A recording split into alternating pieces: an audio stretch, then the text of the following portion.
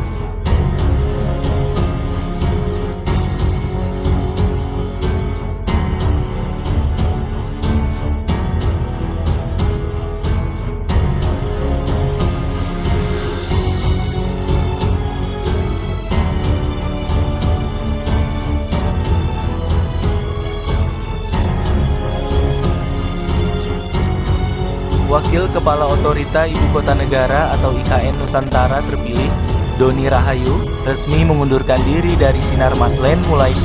Pengunduran diri tersebut disampaikan Doni usai pelantikan Kepala Otorita IKN dan Wakil Kepala Otorita IKN oleh Presiden Joko Widodo. Sebelumnya Doni menjabat sebagai Managing Director President Office di Sinar Maslen. Kini ia resmi mengundurkan diri untuk menghindari konflik kepentingan.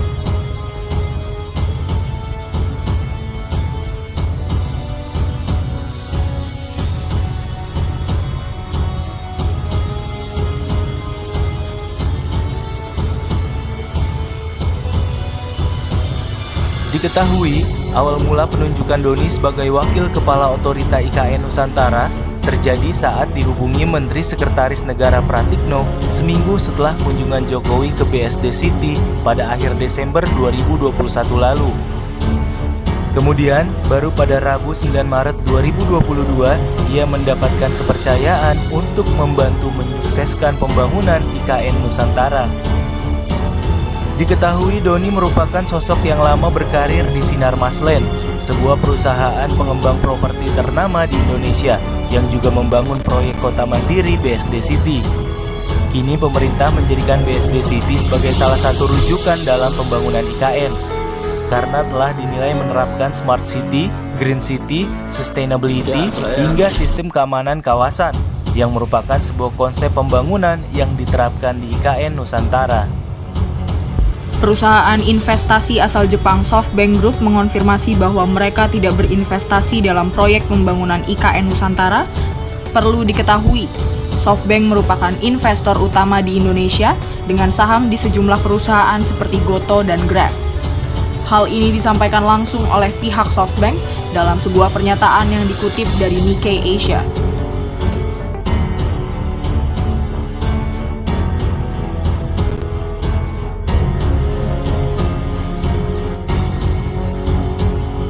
Menteri Koordinator Bidang Kemaritiman dan Investasi Luhut Binsar Panjaitan sempat mengatakan bahwa SoftBank tertarik berinvestasi sebesar 100 miliar dolar AS.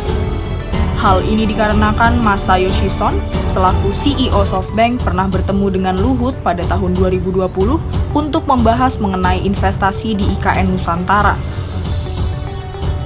Setelah pertemuan tersebut, Luhut mengatakan bahwa perusahaan itu tertarik untuk bergabung dalam pembangunan ibu kota baru.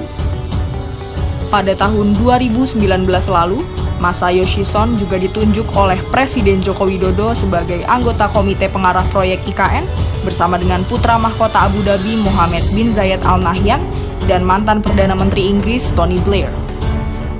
Setelah itu, Son bertemu dengan Jokowi pada Januari 2020 untuk membahas proyek-proyek potensial. Saat itu, ia mengatakan bahwa dirinya mendukung proyek ini lantaran ini merupakan kota pintar dan bersih dengan teknologi terbaru. Namun, ia belum pernah menyatakan secara terbuka berapa banyak uang yang akan diinvestasikan untuk IKN Nusantara. Saat ini, Luhut Binsar Panjaitan juga telah membenarkan mundurnya SoftBank menjadi investor untuk IKN setelah pernyataan resmi tersebut dikeluarkan.